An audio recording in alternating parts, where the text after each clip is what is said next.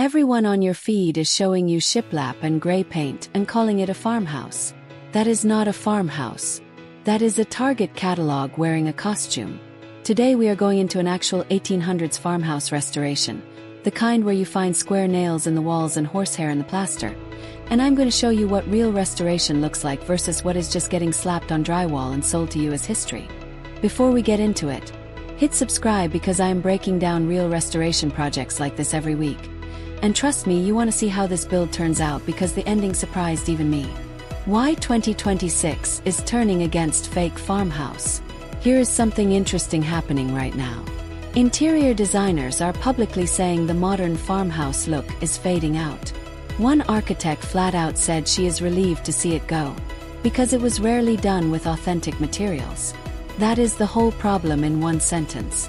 The trend was never really about old houses, it was about a filtered version of old houses, and 2026 is the year people are getting tired of the filter. What is replacing it is something more grounded. Real reclaimed wood, real salvaged metal, pieces with an actual story instead of a factory finish made to look aged. What an authentic 1800s farmhouse actually is. An 1800s farmhouse was not built to look a certain way, it was built to work.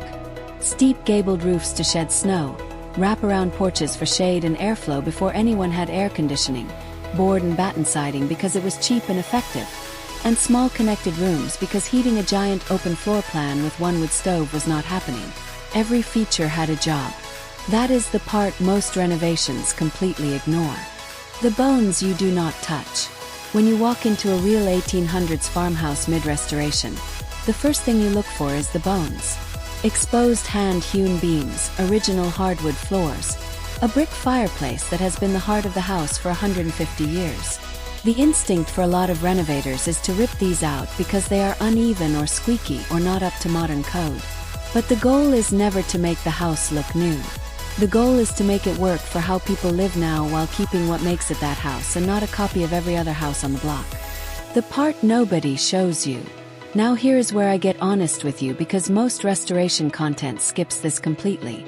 Original hardwood floors sound romantic until you are on your knees pulling out 60-year-old carpet staples one at a time. Vintage doors and hardware sound charming until you realize half of them do not close properly anymore because the house has settled unevenly over a century. Restoring a brick fireplace often means discovering the flue was never lined properly and is a genuine fire hazard. This is the stuff that gets cut out of the pretty reels. Real restoration is not always pretty and it is definitely not fast.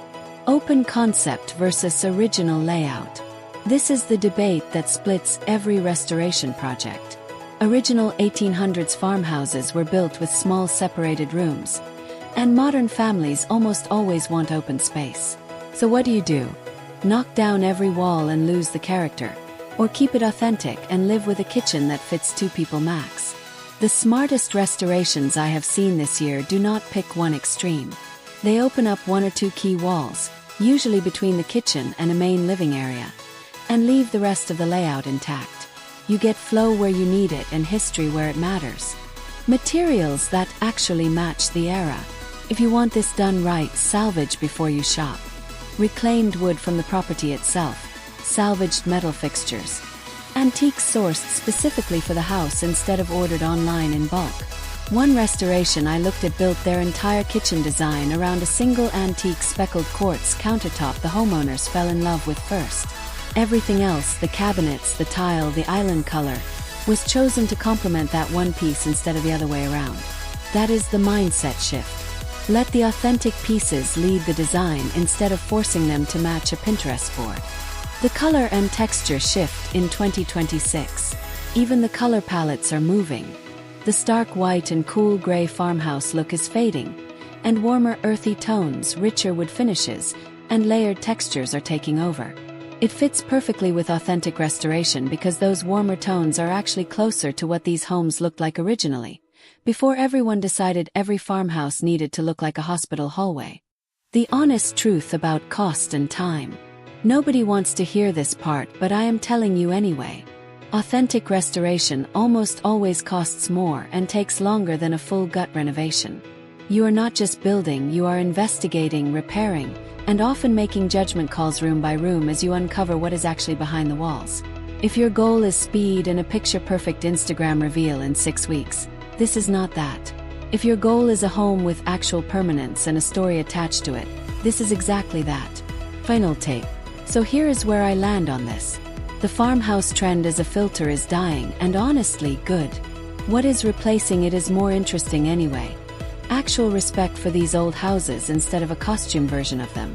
If you are restoring one or thinking about it, protect the bones, be honest with yourself about the timeline, and let the real materials lead instead of a trend. If this gave you a clearer picture of what real restoration looks like, subscribe, because next week I'm walking through a full before and after on one of these builds, and you do not want to miss what they found under that kitchen floor.